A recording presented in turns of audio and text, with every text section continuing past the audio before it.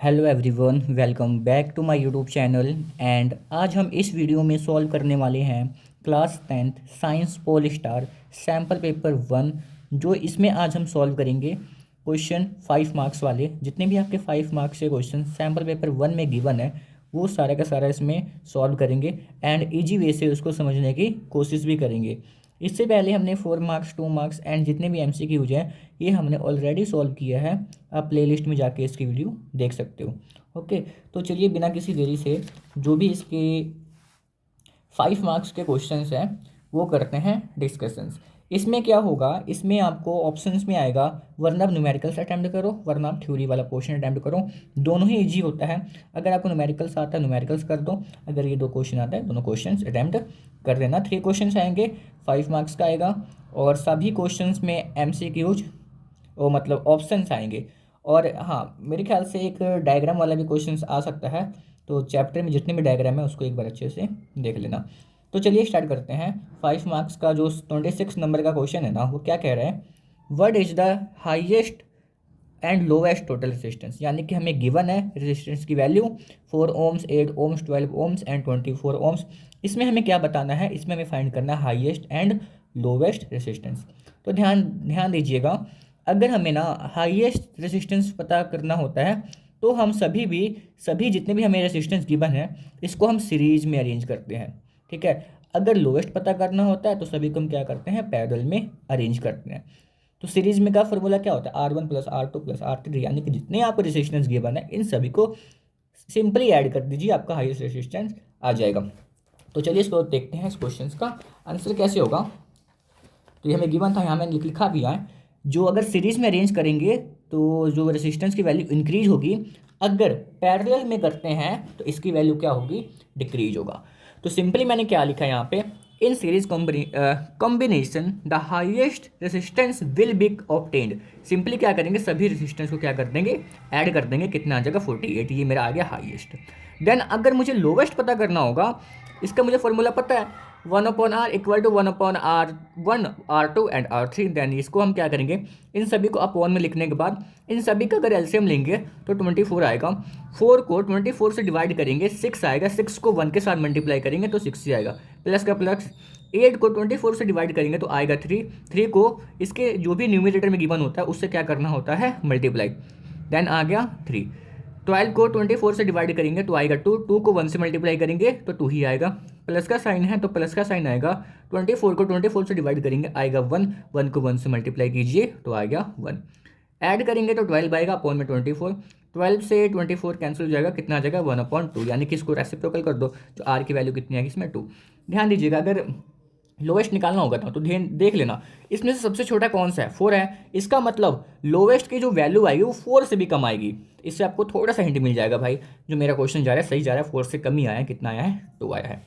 तो इसका अगला क्वेश्चन क्या था ना, इसका अगला क्वेश्चन था what is electric current and इसके यूनिट को क्या होते हैं। तो हमें पता है flow of charge per unit time, इसी को क्या कहते हैं, इलेक्ट्रिक करंट कहते हैं। और ये डिनोटेड किससे होता है, स्मॉल आई से। और जो इसका ऐसा यूनिट होता है जो वो क्या होता है, अम्पेयर होता है, जिसको हम कैपिटल ए से रिप्रेजेंट करते हैं। ठीक है, तो आपको ये जो फर्स्ट क्वेश्चन होगा 26 वाला, आपको ये हो गया एंड ये हो गया। अब देखते हैं कौन कौन से फैक्टर हैं जो what factor does the resistance of a conductor depends, से give equation to explain. Okay ठीक है, कौन कौन से फैक्टर हैं जो रेजिस्टेंस ऑफ कंडक्टर्स पे डिपेंड्स होते हैं। चलिए इसको देखते हैं, इसका आंसर। तो ये रहा क्वेश्चन, देन ये रहा आंसर। इसमें क्या, अगर रेजिस्टेंस किस पे डिपेंड होता है, the resistance of the conductor depends on length पे, क्रॉस सेक्शन एरिया पे, टेम्परेचर पे and nature of the material of the conductor पे। सारा का सारा क्या होता है, रेजिस्टेंस डिपेंड होता है। देखो कैसे डिपेंड होता है, इसमें बोला है resistance is directly proportional to the length of the conductor. अगर अगर मान लो वायर की लेंथ जितना ज़्यादा बड़ा होगा, लॉन्ग होगा, रेजिस्टेंस उतना ज़्यादा होगा। ठीक है, इसलिए आर डायरेक्टली प्रोपोर्शनल है लेंथ के, लेंथ ज़्यादा तो रेजिस्टेंस ज़्यादा। ठीक है, इसमें बोला है ना कि resistance is inversely proportional to the area of cross sections of the conductor. यानी कि देखो, अगर एरिया ज़्यादा होगा, अगर कोई थिक टायर है, अगर उसका एरिया मतलब ज़्यादा है तो उसका रेजिस्टेंस कम होगा। ठीक है, अगर एरिया कम है तो उसका रेजिस्टेंस ज़्यादा होगा। बिल्कुल इसका उल्टा, एरिया बढ़ाओगे कंडक्टर का तो उसका रेजिस्टेंस क्या हो जाएगा, क्या हो जाएगा, बढ़ाओगे तो कम होगा, कम करोगे तो बढ़ जाएगा, क्योंकि इन दोनों के बीच में जो रिलेशन है ना वो किसका है, इनवर्स का है। तो ये था हमारा क्वेश्चन का आंसर। और यहाँ पे इसका मतलब समझ लो नेचर ऑफ द मटेरियल कैसे, क्योंकि देखो नेचर मटेरियल भी तो होना जरूरी है ना। जैसे कि हमारे घरों में जो, अगर मैं बोलूँ कि सबसे बेस्ट कंडक्टर क्या होता है, तो वो होता है सिल्वर और कॉपर होता है। पर हमारे घरों में सिल्वर का यूज़ नहीं किया जाता क्योंकि वो काफ़ी कॉस्टली है, इसलिए हम किसका यूज़ करते हैं, कॉपर का यूज करते हैं। ठीक है, तो ये था, हमें जो भी इसका आंसर था यही है। 3 मार्क्स का क्वेश्चन आएगा, काफ़ी बार रिपीट हुआ है क्वेश्चन, तो इंपॉर्टेंट क्वेश्चन में से एक है, इसको आप एक बार अच्छे से देख लीजिएगा। देन इसके बाद वाला क्वेश्चन क्या है उसकी ओर मूव करते हैं। ये मैं नहीं समझाऊंगा क्योंकि इसमें कुछ नहीं करना है, आपको डायग्राम बनाना है, देन उसके जितने भी फ्लावर्स के पार्ट हैं उसको एक्सप्लेन करना है। ठीक है, तो ये आप खुद से भी कर सकते हो, आपके बुक में भी गिवन है। देन इसके बाद क्या है, what are the different method of contraception, यानी कि हमें अलग अलग मेथड बताने हैं कॉन्ट्रासेप्शंस के। तो ये क्वेश्चंस भी आ सकता है। तो देखिए, what are the different methods of contraception, तो इसमें 3 मेथड होता है। फर्स्ट है फिजिकल मेथड, सेकंड है ओरल, देन थर्ड वन है सर्जिकल मेथड। तो फिजिकल मेथड में क्या होता है, like condom, copper T and loop etcetera can prevent fertilisation, इनके हेल्प से आप क्या कर सकते हो, फर्टिलाइजेशन को आप क्या कर सकते हो, रोक सकते हो। देन ओरल कॉन्ट्रासेप्टिव में क्या होता है, इसमें हम यूज़ करते हैं टैबलेट्स का, ड्रग्स की। ये क्या करता है, can prevent the release of egg, ये एग के रिलीज को प्रिवेंट करता है, रोकता है, जिसके कारण क्या होता है, फर्टिलाइजेशन स्टॉप हो सकती है। ठीक है, तो ये था second method. And third method क्या है, थर्ड मेथड है वो है सर्जिकल मेथड। इसमें क्या होता है, हम क्या करते हैं इसमें, like vasectomy in man and tubectomy in female, यानी कि वुमेन, कैन स्टॉप फर्टिलाइजेशन। इसमें क्या करते हैं, हम सीधा सर्जिकल करते हैं, थ्रेड से टाइड कर देते हैं, ना ही इसमें क्या होगा, इसके सर्जिकल के थ्रू भी हम क्या कर सकते हैं, फर्टिलाइजेशन को रोक सकते हैं। आपके बुक में क्या दिया, उसका डायग्राम भी गिवन है। ठीक है, तो ये था हमारा क्वेश्चन नंबर। देन इसके बाद एक और क्वेश्चन है इसके साथ भी, ये वाला देखिएगा, what are 2 advantage of sexual reproduction over asexual reproduction. तो सेक्सुअल रिप्रोडक्शन काफ़ी ज़्यादा अच्छा होता है। क्यों होता है, क्योंकि उसमें हमें वेरिएशन देखने को मिलता है।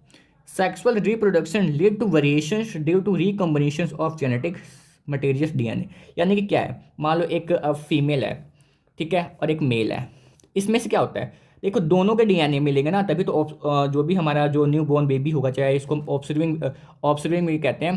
ठीक है, तो जो भी हमारा ऑब्सर्विंग आएगा तो क्या होगा, उसके कुछ जो डीएनए होंगे वो फीमेल के होंगे, कुछ किसके होंगे, मेल के होंगे, यानी कुछ फीमेल के होंगे, कुछ मेल के होंगे। इससे क्या होगा, एक न्यू वेरिएशन आएगी जो कि हमारे सर्वाइवल में, जो आगे जो भी सर्वाइवल में क्या करेंगे, वो हेल्प करेंगे, वो काफ़ी ज़्यादा अच्छे होते हैं। Sexual reproduction lead to variation due to recombinations of genetic materials DNA. These variations are essential for survival of species. ठीक है, on the contrary, asexual reproduction में क्या होता है, does not bring about variations. इसमें क्या होता है, कोई भी वेरिएशन नहीं होता है। अगर मैं अमीबा के एग्जाम्पल लूँ, अमीबा सेम टू सेम क्या होंगे, ये अगर डिवाइड भी होंगे ना, बिल्कुल सेम टू सेम अपने पेरेंट्स के जैसे रहते हैं, यानी कि इनके जेनेटिक मटेरियल बिल्कुल भी अलग नहीं होता, और ये बेस्ट नहीं माने जाते हैं। तो इसीलिए क्या होता है, ये इंपॉर्टेंट रोल प्ले करते हैं लाइफ में, ये उतना नहीं प्ले करते। ठीक है, मान लीजिए पागल है, इनके दोनों बच्चे भी पागल होंगे ऐसा देखो, क्योंकि यार इसमें क्या होता है यार, जेनेटिक मटेरियल चेंज ही नहीं हो रहा, जैसा ये वैसा ये, इसमें तो चेंज हो रहा है ना।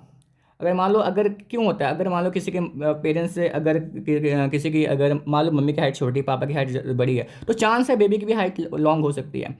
ठीक है, तो 80-20 का चांस होता है। ठीक है, ऐसे इंटेलिजेंट का भी केस होता है।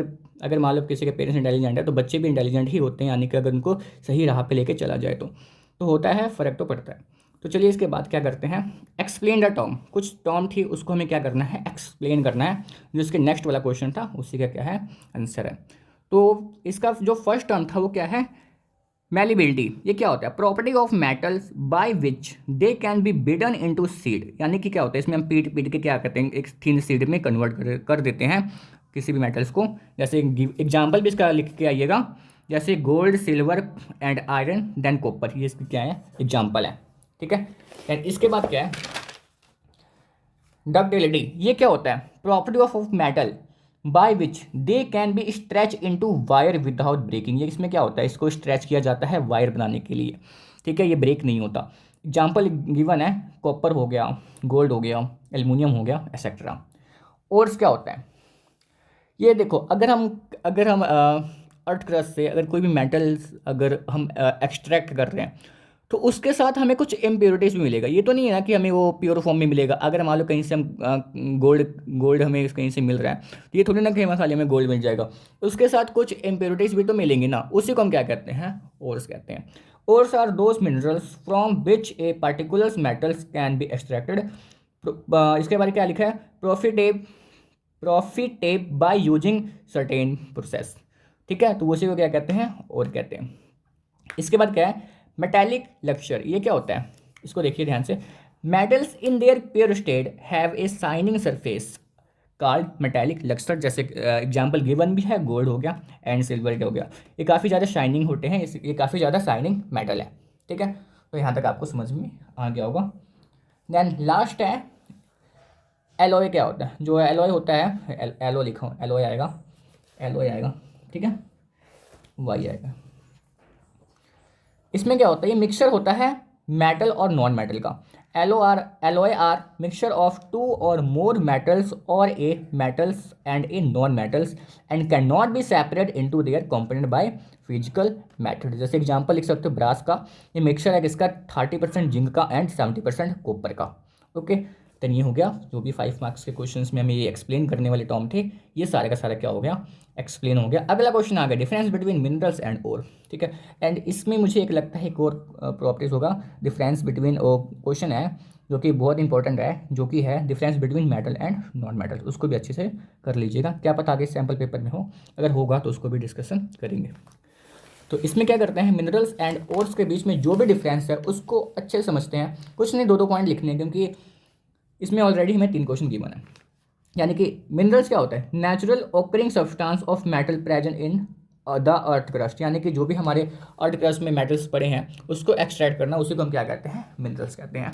और क्या होता है, minerals which can be use for extract of metals easily profitably are called ores. यानी कि सेम टू सेम डेफिनेशन है, आप इसको इसमें भी लिख सकते हो। जैसे हम बोल सकते हैं ऑल जो मिनरल्स हैं इस आर नॉट और, सारे के सारे जो मिनरल्स होते हैं वो और नहीं होते, पर ऑल और क्या होते हैं, आर मिनरल्स। क्यों होते हैं, क्योंकि अगर मैंने बोला क्या, अगर कोई भी हम अगर मेटल को एक्सट्रैक्ट कर रहे हैं, ठीक है, तो ज़रूरी थोड़ी है वो प्योर स्टेट में पाएगा, उसके साथ कुछ ना कुछ इम्प्योरिटीज भी तो होगी, ठीक है। तो बस उसी को तो कहते हैं, तो इसलिए हम क्या कह सकते हैं, और जो जितने भी मिनरल्स हैं वो तो और नहीं है, पर ऑल द और आर मिनरल्स। ओके, तो ये थे हमारे क्वेश्चंस। देन इसके साथ एक और क्वेश्चन भी बना है, इसको समझते हैं। Give an example of metal example बताना है लिक्विड ऑन रूम टेम्परेचर। जो लिक्विड होता है वो पता है मरकरी होता है, इसमें कोई सोचने की ज़रूरत है नहीं। Then best conductor of heat क्या होता है, वो क्या होता है, सिल्वर होता है। तो ये हमारा क्वेश्चन नंबर जो था सारा का सारा क्या हो गया, कंप्लीट हो गया। अगर आप चाहते हो कि मैं इसको भी एक्सप्लेन कर दूं, तब मुझे इस वीडियो में कमेंट कर देना, नेक्स्ट वाले चैप्टर में जो भी वीडियो आएगी उसमें आपको एक्सप्लेन मैं करके बता दूंगा। जो ये है ना, जो ये क्वेश्चन है इसको आप अच्छे से कीजिएगा। जो कि हमारा सैम्पल पेपर 1 है वो सारा का सारा सॉल्व हो गया, एंड इसके बाद हम क्या करेंगे, सैम्पल पेपर 2 क्या करेंगे, सॉल्व करेंगे इसके नेक्स्ट वीडियो में। तो कोशिश कीजिए जितने भी सैम्पल पेपर में, यानी जितने भी पॉलिश में क्वेश्चन गिवन है, जो भी विंटर हॉलीडेज हैं, इसमें सारा का सारा क्या कर लीजिए, कंप्लीट कर लीजिए। सो मिलते हैं इसके नेक्स्ट वीडियो में। So thank you for watching this video, thank you.